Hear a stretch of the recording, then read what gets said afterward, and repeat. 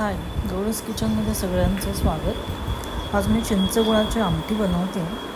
त्यासाठी तुरीची डाळ मी अर्धा तास भिजत घातलेली आणि मग कुकरला त्याच्यामध्ये हिंग आणि हळद घालून 3 ते 4 शिट्ट्या देऊन शिजवून घेतली। आता आपली ही डाळ शिजली। आता ही रवीने थोडी स्मॅश करून घ्यायची, चांगली मोडून घ्यायची। आणि आता आपण ह्याच्या फोडणीची तयारी करणार आहोत।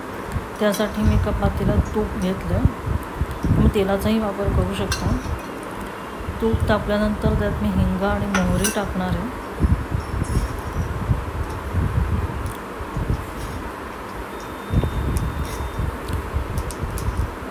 आणि मग बेडगी मिरची, कढीपत्त्याची पानं आणि मेथीचे दाणे टाकायचे आणि ही फोडणी जरा छान शिजवून घ्यायची आहे।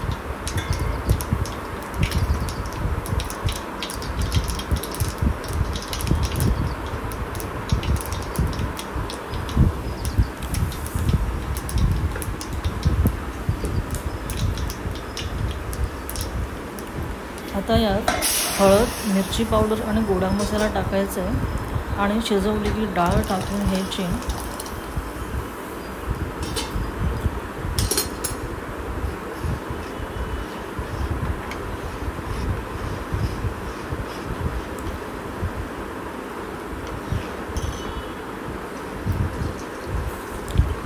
आणि यात आता गरम पाणी ओतायचं। ते मी चिंचेचा कोळ टाकणार आहे। चिंच अर्धा तास आधी पाण्यात भिजवून ठेवलेली आणि ते पाणी इथे थोडं थोडं करून ॲड करायचं।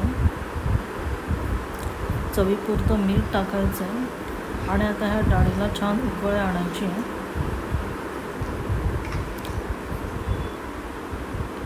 तर मी यात गूळ टाकते।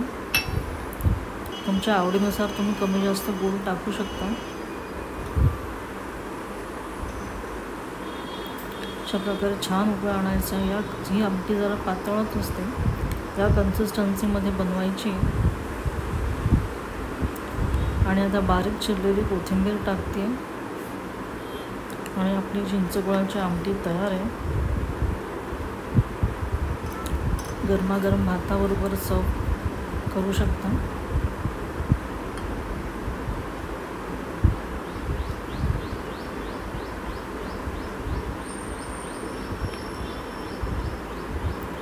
माझे व्हिडिओ आवडत असेल तर व्हिडिओला लाईक आणि शेअर करा आणि माझ्या चॅनलवर सबस्क्राईब करा।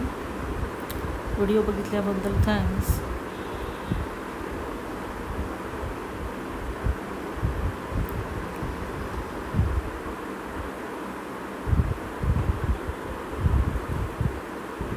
Bye bye.